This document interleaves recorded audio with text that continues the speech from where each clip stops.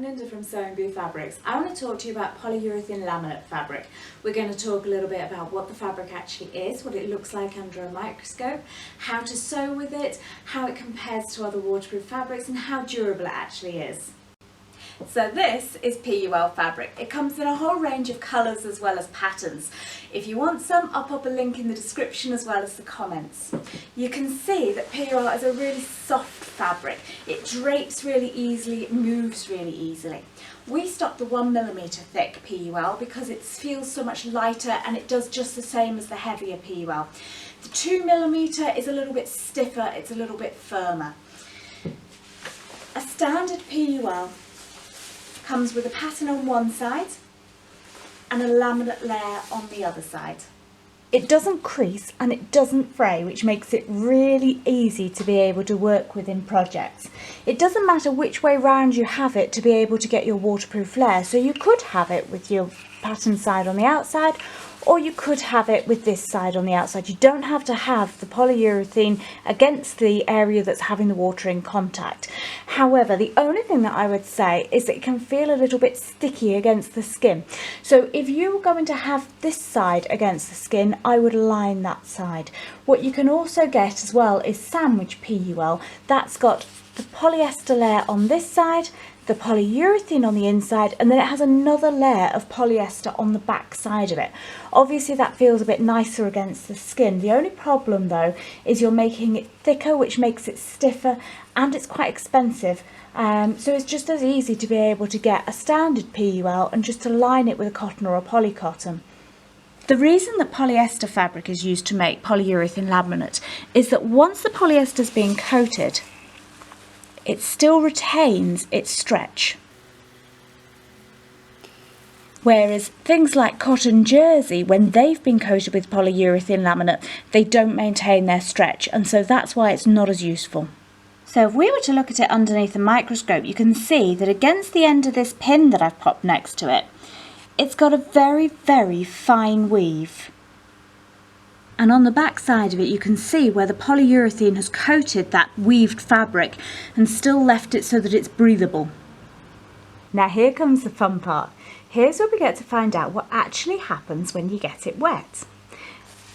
So I've just picked up a solid colour piece so that you can see any differences in shades once it's come into the water. So if we pop this into the water now,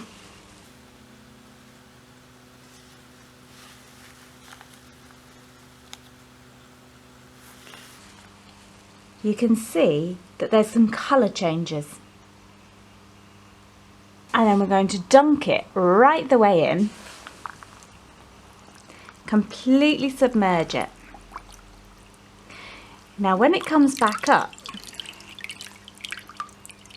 you've got all your initial water dripping right off. You can see how it starts to bead in and around here.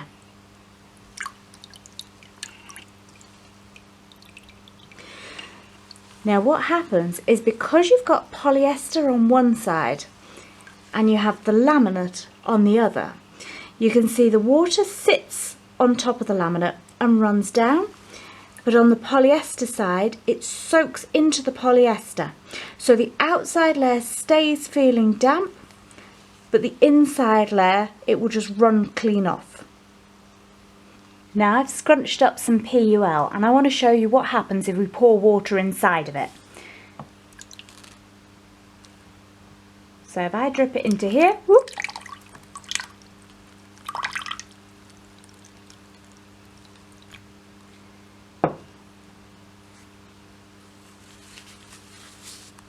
you can see that there's none at all that's coming through there. In fact, other than the bits where I've spilt a couple of little drops, you wouldn't even know on this side that there had been any water whatsoever on the inside. So remember, if I dunk it, you start getting this slightly darker colour change around here where you can see it's been in contact with water. But everywhere else where there's only water inside, there's none of that colour change whatsoever. So you see the darker colour where I've dunked it, all completely clear where it hasn't touched the water. In practicality, how well does it last? Well, I've been cloth nappying my two children since they were born. I made the first liners quite early on for going around their cloth nappies. That meant that this fabric was getting washed about every 2 days, coming in contact with wees and poops and everything else. There's not one that's showing any signs of any problems. The only time that I've actually seen polyurethane laminate to get damaged is when this underside here has got damaged. Now, the usual way that it gets damaged is if there's large areas where it's either not lined or it's not coming into contact with anything else, so it's not sewn and secured down. And then if it's in the washing machine or in the tumble dryer with things that are a little bit spikier, so things like zips, then it can catch on this back side of it. If this side becomes caught, what tends to happen over time is that as it's washed again and again, is that the polyurethane can separate away from the polyester inside. So the way to get around that is simply just to line it, and then that way it can't catch against anything in the washing machine, or just to think about how you're washing it to make sure that this part isn't going to come up against anything abrasive. So now we're going to have a little compare between the polyurethane laminate fabric and some PVC oilcloth fabric. So when you're sewing something like the oilcloth, you've got your shiny side on the outside and you've got your smooth, more woven side on the inside. Now when that comes to sewing, that means when this is against the feed dogs, it's going to feed through very nicely, but when this is against the feed dogs, it has potential to scratch it. So you might need to be a little bit more careful with that. Sometimes I use a stabilizer to go through it, or tissue paper, greaseproof paper, something like that would be fine, and then tear that away afterwards. Whereas you don't tend to find that with the shiny side of the PUL. When you're sewing this, you might want to use different feet to make it so that it moves through the sewing machine a little bit easier. Now, when you're sewing with the PUL fabric, you won't need to use different feet when you're doing outside to outside, so right sides out, but you may want to do it if you're trying to sew something with the polyurethane side on the outside of both sides. If you're only sewing with, say, this kind of a position where you've got the polyester on one side and then you have the laminate on the other side, I would always move the laminate underneath to the feed dogs. The feed dogs will pull it through and this won't cause you any bother with your foot at all. However, if you do want to sew so that you've got laminate top and laminate bottom, you've got a variety of choices. It's completely personal preference what you want to use. So some people will use a Teflon foot. Other people will turn their normal foot into a Teflon foot by putting some Scotch tape underneath it. You could also use a roller foot, a walking foot, or my personal preference is a knit foot. Now the next thing we want to compare is how we're going to keep our edges together. So usually we'd pin things. Now the problem with pins and waterproof fabrics is that every time you put a pin through it, you're making a tiny hole. Every tiny hole makes it gradually less and less waterproof. Now with the oilcloth, if you were to do that, your pinhole is going to be permanent. That means that you will always have those little marks all the way across. Now you can get around that by using it so that it's just inside the seam allowance, and then it doesn't matter if you've got those little pin pricks there. Your needle will also make holes, so as that goes along, every time the needle goes in, that will also make a hole. Some people might then use a waterproofing tape to seal that over afterwards.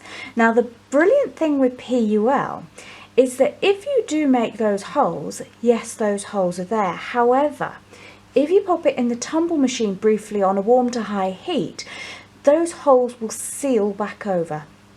And whether you have a tumble dryer machine or not, you still might want to have a preference for using these kind of clips to hold your edges together, and then that way you don't have to worry about any damage to the fabric or any holes whatsoever. So now I want to show you what it's like just to sew the fabric and to be able to turn it and see how well it turns a corner.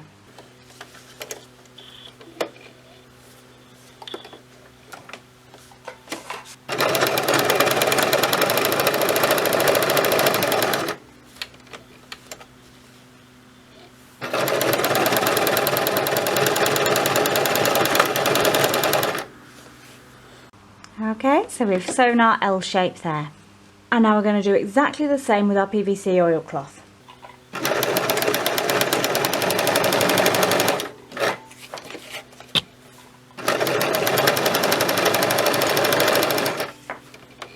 So we're going to play fair on both. We're going to trim the seams and then clip the corner. So this one is your PVC oilcloth, and you can see as I'm trying to turn that, it's stiff, it's hard, it's firm, it's a little bit awkward.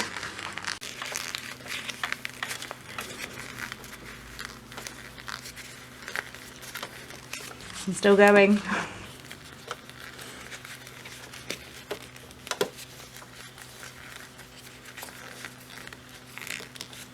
Okay, and we've turned it. But you can see here where I've turned, there's a little bit of damage to this around the edges. So you have to be really, really careful how you do it. If you're a little bit rough with it, you're going to get that.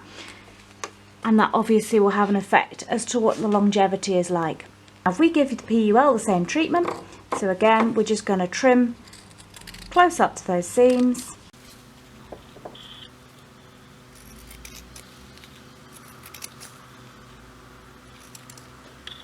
And then turn it inside out.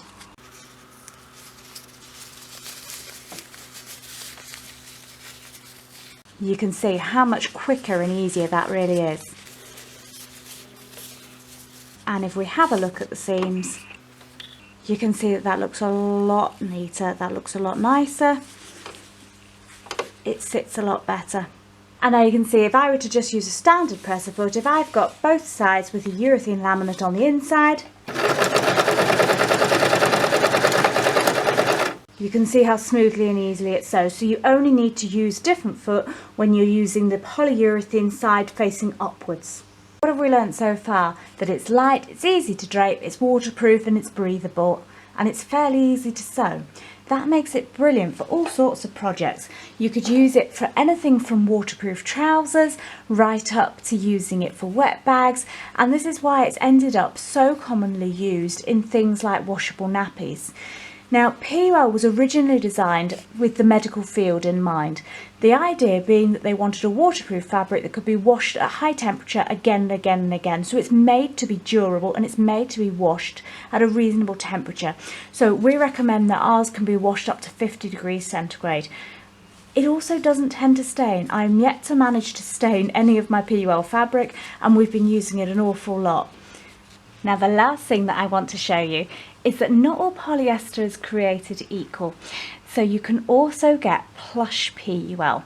This is a silky soft side that feels really silky against your skin, with exactly the same waterproof coating sitting along the back, and you can see that it's still got this woven appearance, it's still got this breathability to it, but it's got this silky, luxurious plush feel to it on this side. So there are other types of fabrics that are available that have got this polyurethane backing to it. And if you enjoyed that, don't forget to share and subscribe, and we'll bring you more sewing tips and tutorials soon.